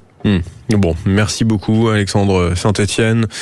Vous continuez à réagir sur Sud Radio et puis appelez-nous au 0826 300 300. Là, on parle d'héritage, la taxation des successions. Doit-on davantage taxer nos successions? Vous vouliez qu'on parle de méritocratie, William Tay, Julia Acha-Milchkovic, et puis vous, Gilles Platré. Oui, moi je pense que la France a une certaine passion pour l'égalité, ce que disait Alexis de Tocqueville, et que c'est cette passion pour l'égalité qui nous coule, parce que pour moi, la passion de l'égalité et la justice sociale, c'est une mentalité de perdant. Je vais expliquer pourquoi c'est une mentalité de perdant. Parce qu'en fait, le système français révolutionnaire a créé un système méritocratique qui était basé sur l'égalité des chances. C'est-à-dire que vous aviez des inégalités qui étaient construites à la naissance. Certains sont plus beaux que d'autres, certains sont plus intelligents, certains naissent plus riches. Et donc, le système de l'école a été construit pour pouvoir donner à chacun les meilleures chances de succès. Et qu'ensuite, après, tout au long de notre vie, chacun vit à peu près comme il veut. Or, qu'est-ce que c'est que la justice sociale ? C'est dire qu'en fait, certains sont tellement sous-doués et peu capables qu'en fait, non seulement il faut corriger les inégalités de naissance, mais en plus, au cours de la vie, il faudrait corriger les choix de chacun. Or, moi, je pense que chacun doit faire à peu près ce qu'il veut. C'est-à-dire, s'il y en a certains qui veulent moins travailler pour profiter de la vie, qu'ils le fassent. Mais pourquoi est-ce que ce serait à la société de payer tous les choix néfastes, entre guillemets, de certains? Moi, je pense que la société doit organiser les meilleures conditions méritocratiques. Actuellement, le système méritocratique est pété, ça c'est vrai, mais que on n'a pas à réparer toutes les inégalités tout au cours de la vie. Certes, il y a un peu de solidarité parce qu'il y a des accidents de la vie, mais il faut différencier la solidarité de l'assistanat. Il faut différencier la correction des inégalités de naissance avec le fait de mettre une certaine passion de l'égalité tout le temps et de pouvoir punir ceux qui veulent réussir. Et c'est ça, cette nuance qu'on a perdue, et c'est ça la situation à laquelle on arrive aujourd'hui. Et pour revenir sur la question méritocratique, oui, c'est très difficile de réussir. C'est très difficile de réussir. On peut réussir, mais il faut travailler encore plus qu'avant. Or, le problème qu'on a actuellement, c'est que le travail et l'effort sont sous-valorisés. Moi, je prends souvent cet exemple quand on me demande si on peut réussir.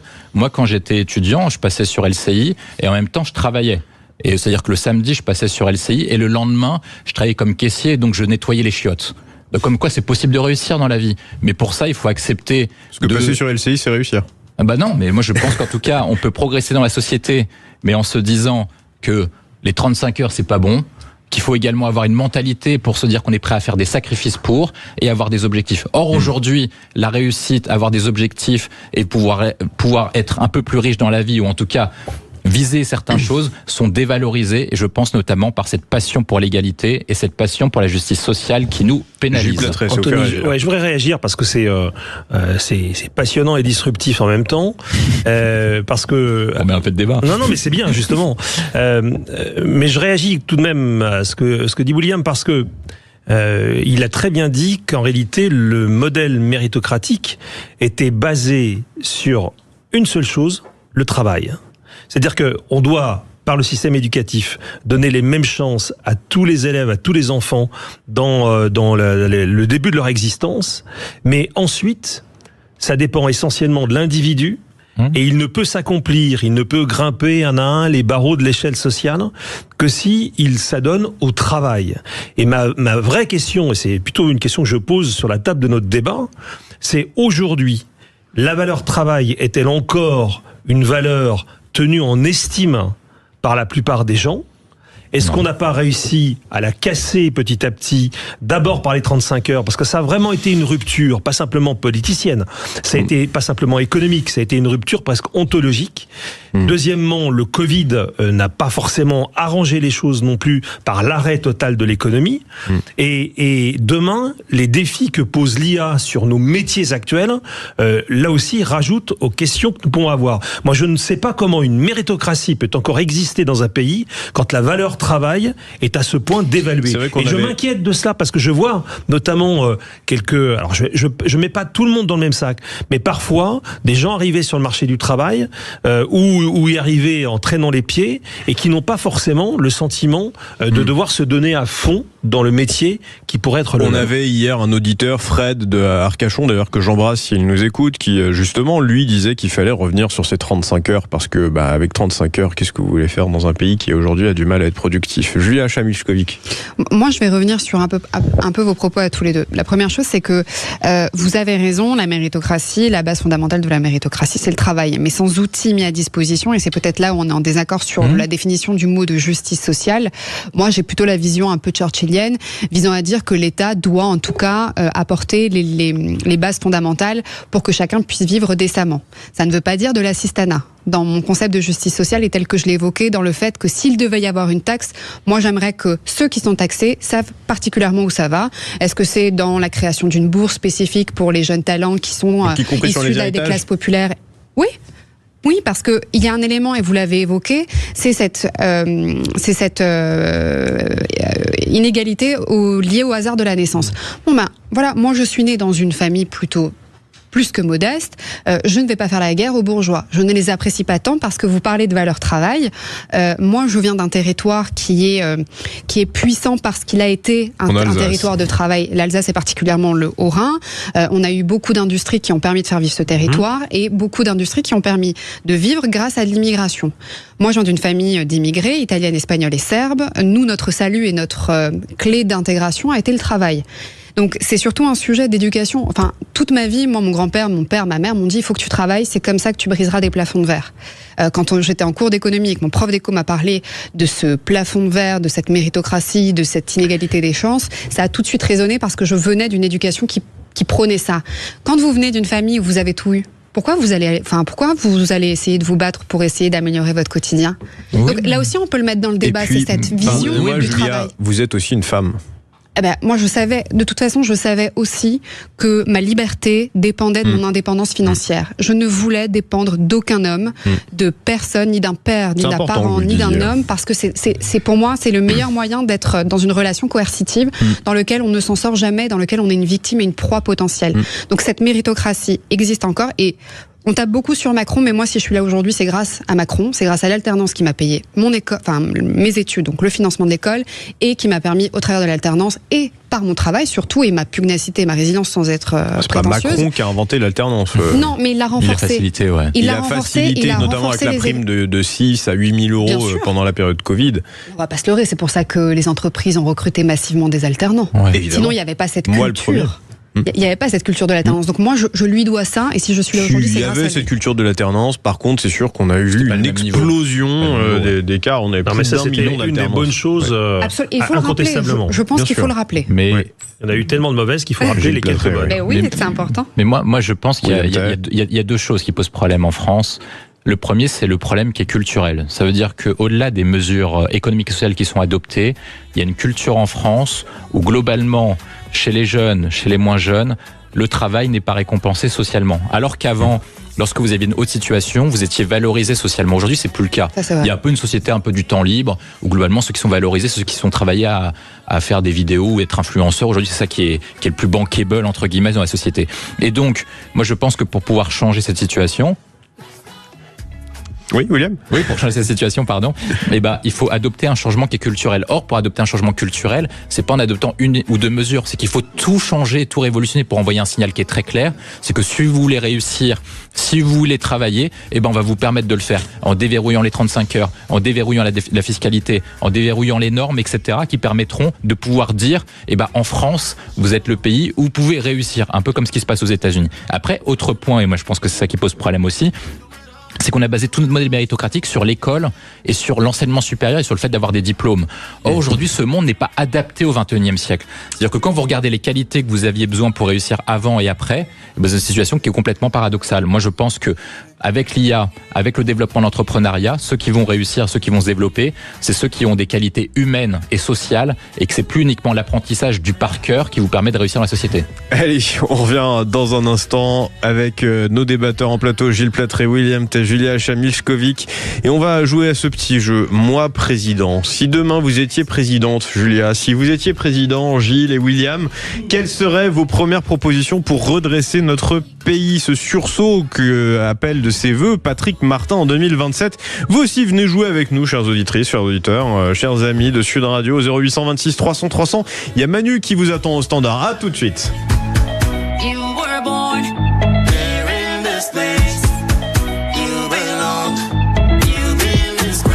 Sud Radio.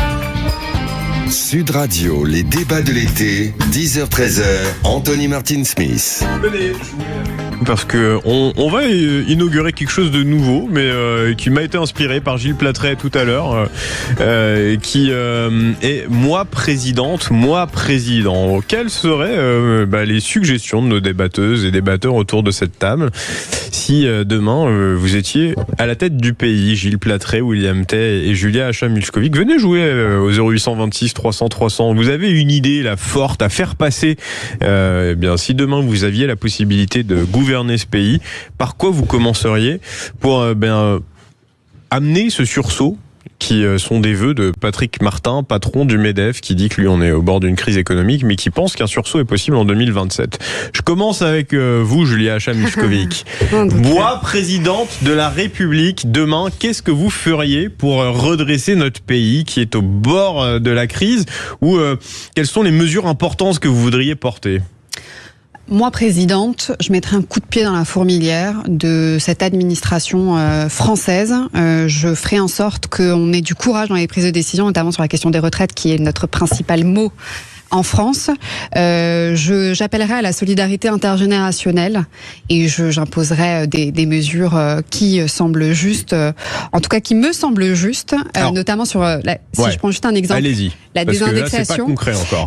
Quelque chose de très concret. Moi, je désindexerai les retraites de plus de 3 000 euros sous condition si la personne est propriétaire, elle n'a pas d'indexation. Si elle est propriétaire. Oui, parce que c'est une variable qu'on a en plus. Si elle est locataire, non. Non, si elle est locataire, non, mais si elle est propriétaire, effectivement, je jugerais qu'il n'est pas violent que de ne pas désindexer, de ne pas indexer la retraite. Ça, c'est un exemple concret.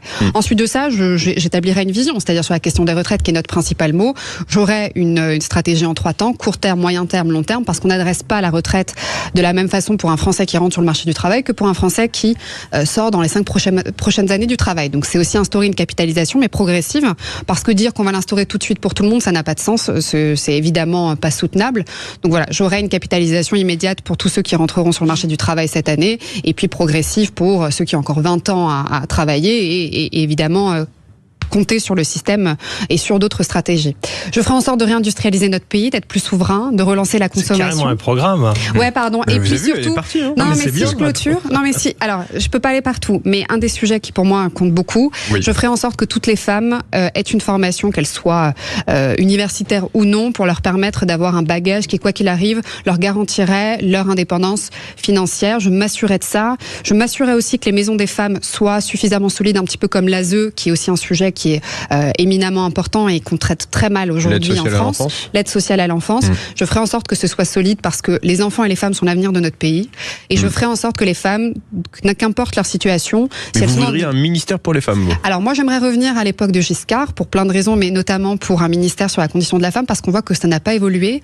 Combien de femmes sont encore dans des relations coercitives ? Combien de femmes restent parce qu'elles sont menacées, parce qu'elles ont des enfants, parce qu'elles n'ont pas de situation financière suffisamment solide pour partir et pour ne pas vivre dans des situations délirantes. Donc je leur permettrai d'avoir les moyens de leur survie, et voire même plus. Je les accompagnerai, j'accompagnerai leurs enfants, et je ferai en sorte d'instaurer dans la loi, et en travaillant avec notamment les assureurs et les mutuelles, d'instaurer dans la responsabilité civile la nécessité que les hommes payent plus leur assurance pour avoir un budget qui permettrait de financer la 2e vie d'une femme, ou la 3e, selon ses choix. Platré, vous, président. Écoutez, je vais changer de sujet, même si ce qu'on a dit à l'instant ne sera pas étranger avec ce que je vais ajouter. On a beaucoup parlé d'économie. Je pense que le problème numéro 1 de la France, même si celui-ci en est un, n'est pas celui-là. Je suis inquiet, effaré de voir ce qui se passe sur le terrain en matière de montée de l'islamisme. Et ma première mesure serait celle-là. Je pense que la France n'a pas pris la mesure du danger qui pèse sur elle. Des pans entiers du territoire national sont en train de tomber sous l'application de la charia. Ça ne fait pas de bruit, c'est très discret par définition, mais ça agit sur le terrain. Donc si je devais prendre des mesures, les premières, ce seraient des mesures de lutte contre l'islamisme. Il y en a 2 qui me viennent en tête immédiatement. L'islamisme, c'est l'islam radical. C'est la vision politique, on est bien d'accord, je ne le confonds pas avec l'islam, c'est la vision politique, vous avez raison de le rappeler, c'est la vision politique, c'est-à-dire comment est-ce qu'une religion peut être manipulée pour devenir un objet de conquête politique et territoriale. C'est bien ça mon sujet, et nul autre. Les 2 mesures que je prendrai immédiatement, que d'autres pays ont déjà prises... Mais c'est davantage une lutte culturelle que cultuelle. Mais c'est une lutte éminemment politique, on est d'accord, c'est pas le culte qu'on attaque, c'est bien la visée politique et de conquête politique derrière. La première des mesures qui a déjà été prise ailleurs, c'est l'interdiction de la confrérie des frères musulmans. Elle est aujourd'hui autorisée sur le sol national, là où elle a été interdite parce qu'on sait à quoi elle amène dans des pays notamment de culture musulmane qui l'ont interdite parce qu'ils savent qu'elle manipule, qu'elle force les gens à se dresser contre l'État petit à petit et qu'elle infiltre tous les milieux de décision, ce qui est en train de se passer aujourd'hui, y compris, je l'ai dit d'ailleurs en début d'année, dans nos conseils municipaux, puisque les frères musulmans sont rentrés notamment sur des listes LFI dans les conseils municipaux. C'est la première mesure que je prendrai. Et il y en a une deuxième qui est sans doute plus disruptive et qui ferait davantage débat, mais qui se rattache véritablement à ce qui vient d'être dit sur la condition de la femme. Nous ne pouvons pas tolérer que dans notre pays, des millions de femmes soient forcées à porter sur la tête un signe d'infériorité, soit que ce soit leur père, leur frère, leur mari qui les y force, c'est-à-dire le voile islamique. J'interdirais le port de tenue qui marque l'infériorité d'une catégorie de la population. Donc c'est quelque chose évidemment qui fait débat, mais je ne crois pas que dans la France, qui a certes, comme le disait Tocqueville, la passion d'égalité, mais qui a surtout été dans le monde le pays qui a défendu la liberté, puisse accepter ça sur son sol. Donc l'interdiction du voile concourrait à ce que nous retrouvions demain des valeurs de liberté qui, si nous les perdons, finiront en tout cas parce que l'État abandonnera la liberté de tous les citoyens. C'est bien le mouvement qui est en train de se passer et c'est ce contre quoi il faut lutter prioritairement. Alors Julia Acham-Milchkovic, on a une question de Pascal qui dit pourquoi faire une différence entre les propriétaires et les locataires si a priori ils ont la même retraite, c'est qu'ils ont fait des choix. Alors, la question est simple. Merci Pascal pour la question, et c'est important d'apporter du détail. Concrètement, ma génération est très éloignée de la possibilité d'acquérir un bien. On le sait, c'est documenté, c'est statistique. Je pars du principe que quand vous avez à cet âge-là arrivé à l'âge de la retraite, vous avez globalement fini de payer votre crédit de votre résidence principale, et donc vous n'avez plus la charge d'un loyer qui pèse à peu près un tiers finalement du salaire ou de la retraite que vous percevez. Donc, à partir du moment où vous avez 3 000 € dans vos poches sans avoir à financer votre habitation. Oui, mais alors propriétaire, ça veut dire dans votre esprit qui aurait déjà fini de payer son crédit. Bien sûr. Voilà. Mais on part quand même du principe que globalement, c'est une génération qui a fini de payer le crédit. Peut-être que vous allez me contredire, non, pas du tout. Non. Mais je pense que donc effectivement, quand on gagne 3 000 €, quand on a déjà fini de payer la maison, qu'on a finalement, c'est de l'argent qui permet de payer à la fois les charges restantes, mais qui reste bien moins importante que le loyer ou le montant du crédit. Je pense que ce n'est pas déconnant de renoncer à 40 € par mois, parce qu'en fait, c'est approximativement le montant de l'indexation sur les retraites à plus de 3 000 €. On revient dans un instant avec les propositions de William Tay, moi président, ce petit jeu qu'on essaie aujourd'hui, que je trouve très amusant d'ailleurs. Et puis ça fait réagir d'ailleurs sur les réseaux, avec Pascal qui nous a écrit notamment. Au 0826 300 300, vous continuez de nous appeler aussi pour la radio libre de tout à l'heure à 12h15. On revient tout de suite. Tony Martin Smith. Et puis de retour sur l'antenne de Sud Radio. Désolé, j'étais parti me chercher de l'eau. Et le temps passe vite quand on va chercher de l'eau. En bonne compagnie. De retour avec Julia Acham-Milchkovic, avec Gilles Platré, William Tay. William Tay, c'était à vous d'être président de la République. Quelles seraient vos propositions si vous l'étiez aujourd'hui ? Moi, je voulais faire le malin. Je pensais qu'on avait le droit qu'à une seule proposition, donc j'avais trouvé une idée pour en faire plusieurs d'un coup. Alors, moi, j'étais parti sur l'idée suivante. Comment on fait pour réaliser quelque chose d'impossible ? Parce que vous avez ouvert le débat sur Patrick Martin en disant que l'économie française était en situation qui était dans un mauvais état. On a vu également que les pompiers étaient dans un mauvais état. On a également des propositions de Attal et Philippe sur l'école en disant que l'école est dans un mauvais état. En fait, bref, si on résume, tout va mal. Et donc, comment on fait pour s'en sortir ? Moi, j'ai eu une idée quand vous avez soumis cette proposition-là. Est-ce que c'est pas la culture de la peur, ça, dire que tout va mal Non, mais en tout cas, tout ne fonctionne pas correctement à minima. Voilà, si vous voulez qu'on nuance, on peut mettre ça. Donc, moi, je me suis dit, qu'est-ce qu'on a réalisé d'impossible ces derniers temps et comment on l'a fait ? Quand Notre-Dame a brûlé en 2019, les architectes ont dit que c'était impossible de reconstruire Notre-Dame en 5 ans. Emmanuel Macron, qui était bien inspiré, a fait adopter ce qu'on appelle une loi d'exception qui permettait de reconstruire Notre-Dame en sortant des différents carcans administratifs et normatifs afin de reconstruire Notre-Dame beaucoup plus vite. Moi, je pense que le seul moyen de déverrouiller la France, c'est de faire une loi d'exception sur les différents sujets où la France va mal, pour pouvoir faire en sorte de se passer des barrières réglementaires et normatives afin de permettre aux gens de pouvoir reconstruire. Typiquement, on parlait tout à l'heure de la question du logement. Pourquoi est-ce que le prix du logement a augmenté? Parce qu'en fait, la démographie française était importante et en tout cas, elle est plus vite que la question des logements. Or, vous avez un problème essentiel, c'est que si vous voulez construire un bâtiment, vous mettez beaucoup plus de temps que vos voisins européens. Vous pensez qu'il n'y a que ça qui a fait que le logement en tout cas, c'est une question de concentration et c'est une question de masse. Ensuite, après, si vous voulez développer l'offre de logement, le seul moyen de pouvoir bâtir rapidement, c'est non seulement de pouvoir avoir de la demande, mais ça, il y en a, c'est de pouvoir faire en sorte que les barrières réglementaires et notamment les barrières écologiques, qui aujourd'hui pourrissent la vie des constructeurs, soient déverrouillées. Si vous parlez des agriculteurs, c'est à peu près la même chose. Si vous parlez en fait des différents secteurs économiques et industriels, le seul moyen, c'est de pouvoir déverrouiller le carcan normatif et administratif qui les empêche de pouvoir travailler. Donc moi, je pense que le seul moyen, si j'avais une seule mesure, donc c'était ça mon idée, c'était de faire une loi d'exception qui permettait aux gens de pouvoir reconstruire la France comme si on était au sortir de la guerre en 45, afin qu'ils puissent reconstruire l'État sur lequel ils pouvaient être fiers et qu'ils puissent se dire, et en conclusion, que impossible n'est pas français. William Tay, vous gardez la main et on passe à votre regard sur l'actualité. C'est un coup de gueule, je crois, sur LFI. Oui, parce que moi je pense que LFI a la haine des riches parce que notamment, ils ont un problème, c'est qu'en fait, ils sont jaloux de Bernard Arnault et des autres milliardaires, parce qu'en fait, non pas sur la question de la réussite, mais parce que Bernard Arnault, en 40 ans de carrière, a plus aidé de pauvres que ne l'a fait Jean-Luc Mélenchon, qui quand même, faut le rappeler, en 40 ans, n'a rien fait de rien. Pourquoi? Lorsqu'on résume la carrière de Jean-Luc Mélenchon, en 40 ans, il a été sénateur, conseiller général, président du conseil général, voire même ministre, et il n'y a aucune loi, aucun actif qui porte son nom. Or, Bernard Arnault, quand vous regardez ses réalisations, a permis de sortir des dizaines de milliers de salariés de la pauvreté, avec un des salaires qui est le plus important, je crois que c'est à peu près 4 000 ou 5 000 euros par tête à LVMH, a permis de reconstruire Notre-Dame, a fait un don important au Resto du Cœur, et donc moi je pense que Jean-Luc Mélenchon, comme c'est quelqu'un d'assez égocentrique, et que c'est un peu un total loser, en fait il est jaloux du succès de Bernard Arnault, et du fait que Bernard Arnault a aidé beaucoup plus de pauvres que vous, William Tay. Et aidé beaucoup plus de pauvres et de gens et de Français que lui, et donc c'est pour ça qu'ils ont une telle haine anti-riche, c'est uniquement parce qu'en fait ce sont des perdants, ils se disent que Bernard Arnault va plus apporter à la France que eux ne peuvent le faire pendant toute leur carrière et pendant toute leur vie, et donc c'est pour ça qu'ils veulent les détruire et les démolir plutôt que d'apporter quelque chose, parce que c'est beaucoup plus facile de casser quelque chose que de construire quelque chose. Une vision tunnel, William Tay, vous exagérez peut-être un peu, et puis tout le monde n'a pas été pauvre en bossant chez Bernard Arnault, en arrivant chez Bernard Arnault et finissant à 4 ou 5 000 euros par mois. Vous avez raison d'apporter le point. Moi, la question que je pose, c'est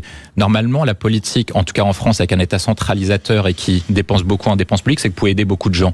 La question qui est posée, que je pose à la suivante, c'est, à votre avis, il y a combien de gens qui ont été aidés par la France Insoumise ou par les députés de la France Insoumise ou par Jean-Luc Mélenchon pendant tout le temps de la création du mouvement, et combien de gens ont été aidés par Bernard Arnault? Je suis quasiment sûr que le seul homme de Bernard Arnault a plus apporté à la France que tout ce groupe parlementaire.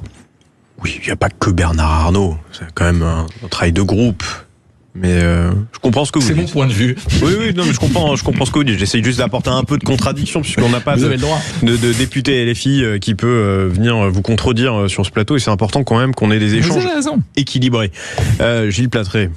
Alors on va changer de sujet. On a une actualité chaude en ce moment, une actualité diplomatique importante, qui est liée à nos relations avec la République islamique d'Iran, où vous savez peut-être que le 19 juillet dernier, la République islamique d'Iran a arrêté 2 diplomates français qui, dans le cadre d'une rencontre culturelle qui se développait en Iran, ont eu des échanges avec 2 graphistes qui sont ciblés par ce régime qui se durcit énormément comme des opposants au régime.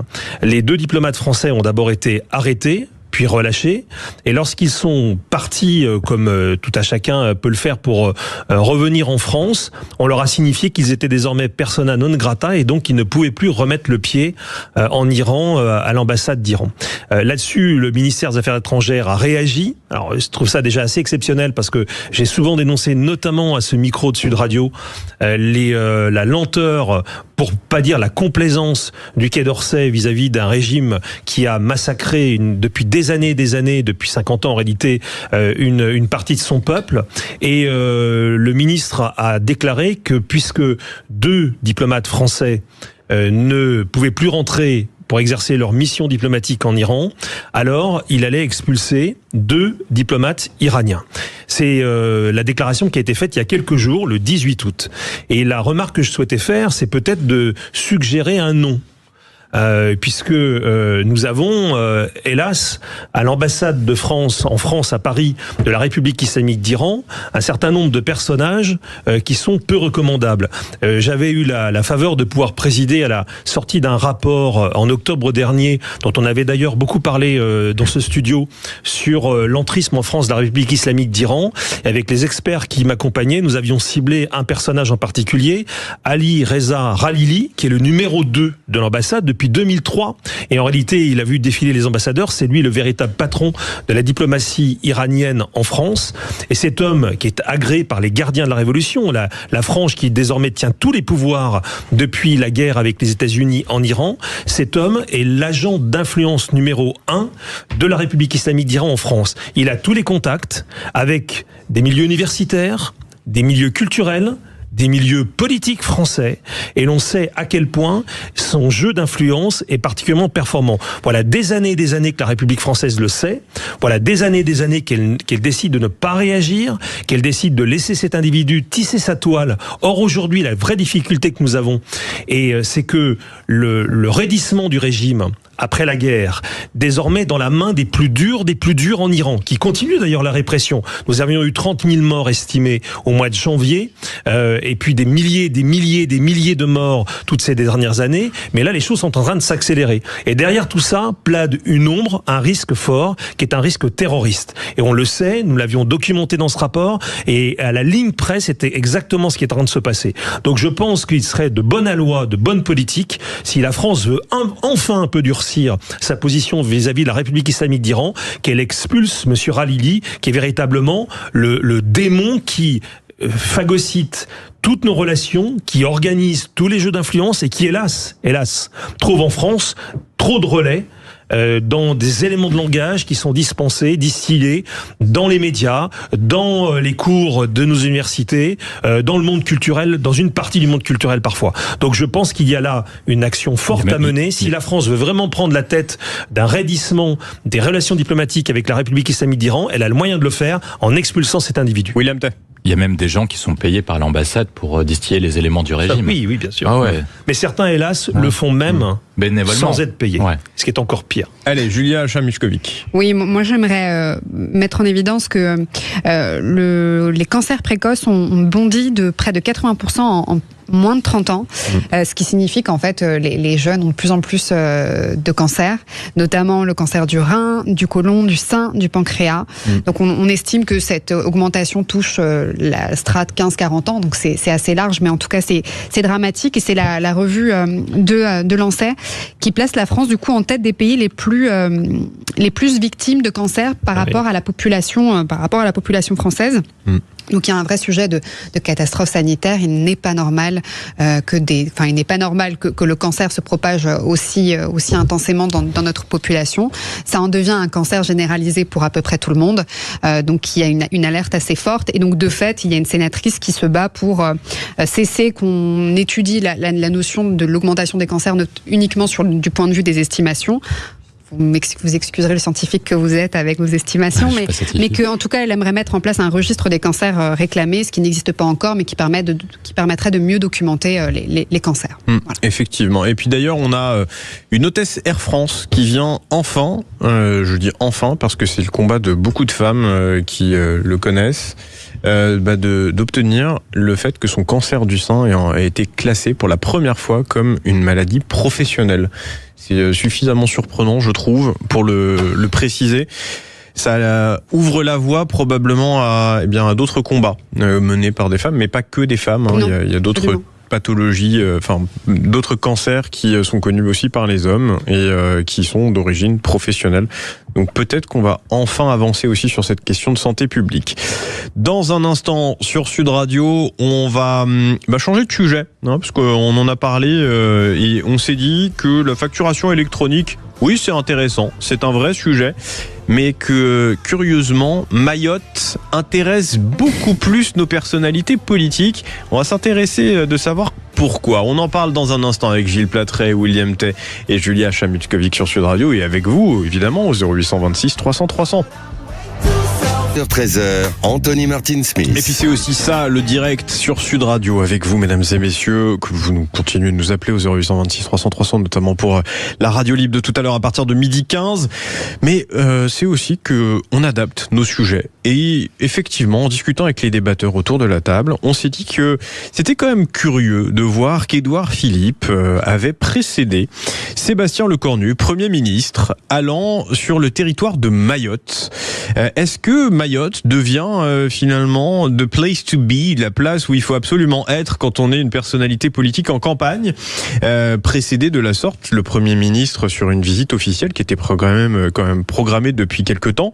Est-ce là un geste politique intéressant? On s'y intéresse avec vous, Julia Chamilskovic, Gilles Platré et William Tay. Et puis après le cyclone Chido, le 14 décembre 2024, Mayotte est quand même devenu un territoire dont on a commencé à se préoccuper un peu plus. Il y a eu énormément de destruction d'infrastructures. Et là, on a le sentiment que ça devient un territoire où la question de l'immigration peut être remise sur la table, de la nationalité et du droit du sol. Gilles Platré. Alors, il y a une course à l'échalote, ça c'est certain, entre les deux fils spirituels d'Emmanuel Macron, c'est-à-dire Édouard Philippe et Sébastien Lecornu. N'oublions pas quand même qu'ils sortent l'un et l'autre de la même officine. C'est vraiment des bébés Macron. Je le dis avec une pointe d'ironie, mais quand même le sentiment d'être exact. On nous présente peut-être la visite du Premier ministre comme un premier acte pré-présidentiel. Celle d'Édouard Philippe n'a pas fait mystère de ses intentions. Moi, je voudrais simplement rappeler, parce qu'évidemment, la question migratoire est prégnante, les propositions ont été faites.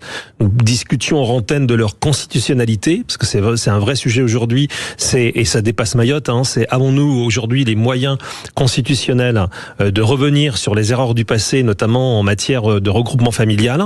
Je pense que ça passe aussi par la réforme d'un certain nombre de traités, mais c'est sans doute possible. Mais je voudrais simplement insister sur une chose qui peut-être que la question migratoire fait passer au deuxième plan, c'est l'extrême pauvreté du territoire de Mayotte. C'est le territoire de la République le plus pauvre et de très très loin. Et le cyclone qui avait ravagé Mayotte... C'est même pas un territoire, c'est un département. Oui, les départements. Quand je disais territoire, c'était au sens géographique, pas au sens juridique.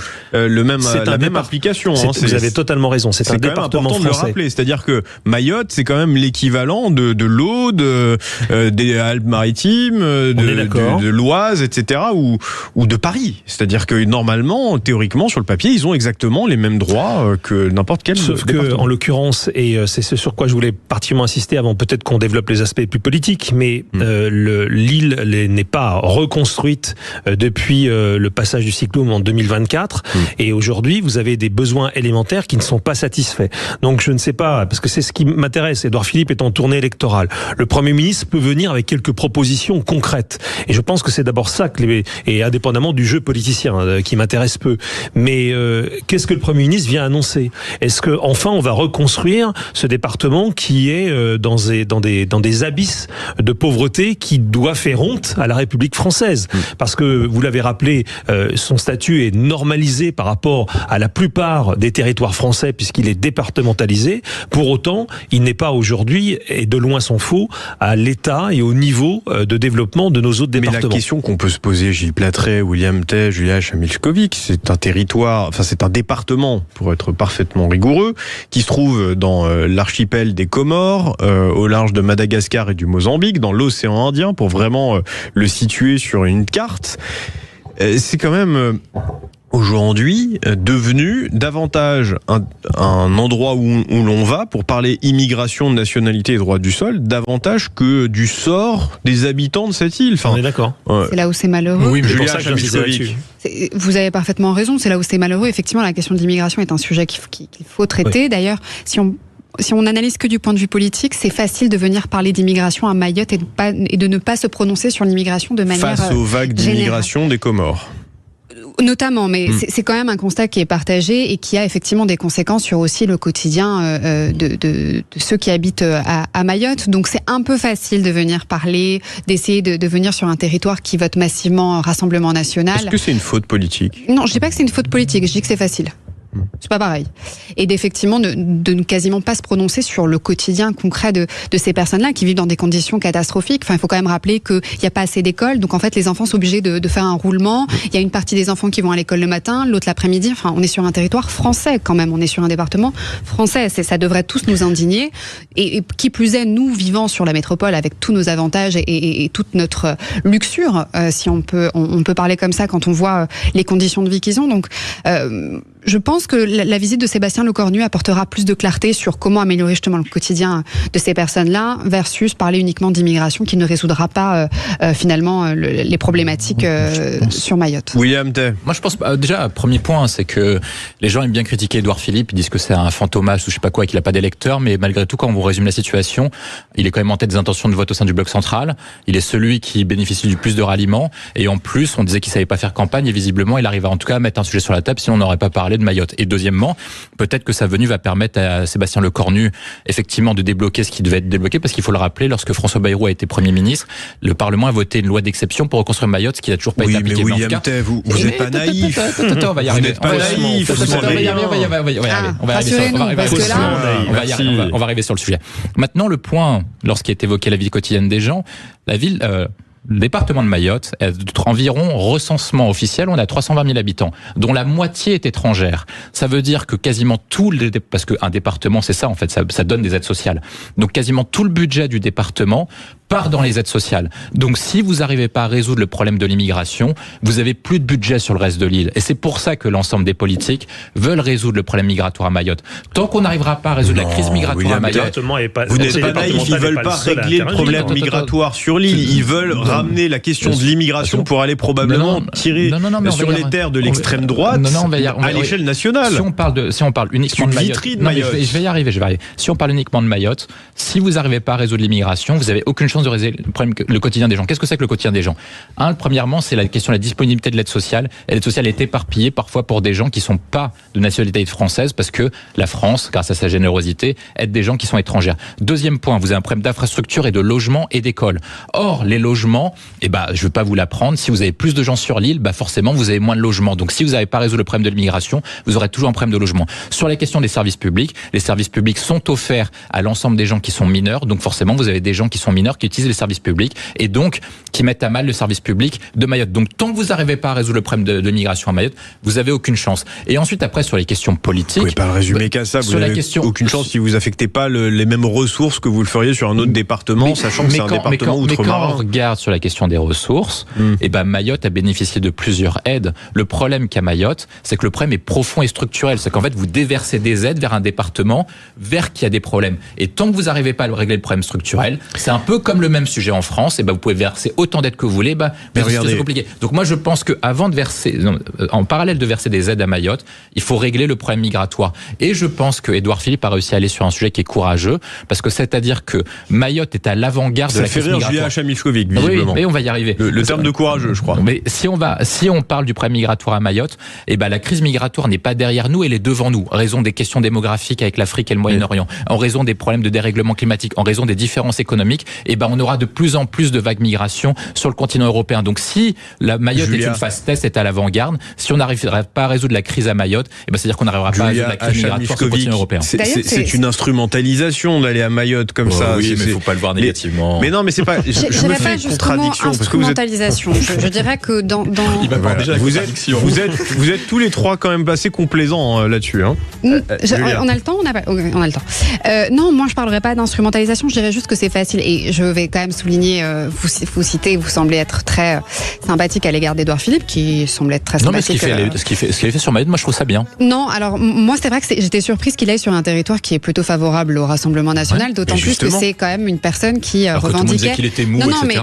Voilà. Alors, j'ai pas l'impression qu'il est extrêmement dynamique non plus. En tout cas, c'est pas le dynamisme auquel je pense.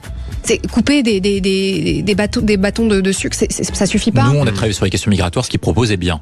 Voilà. Oui, bon. Si je peut-être juste conclure, Édouard Philippe disait toujours que ça ne sert à rien d'aller convaincre des gens qui sont déjà convaincus par un autre parti. Assez surprenant que tout de même qu'il choisisse en tout cas sa rentrée politique sur un territoire qui est Rassemblement National. Et peut-être pour finir sur une anecdote assez marrante, c'est l'une des journalistes de BFM TV qui avait dit Édouard Philippe est donc en déplacement à Mayotte où les gens peinent à le reconnaître.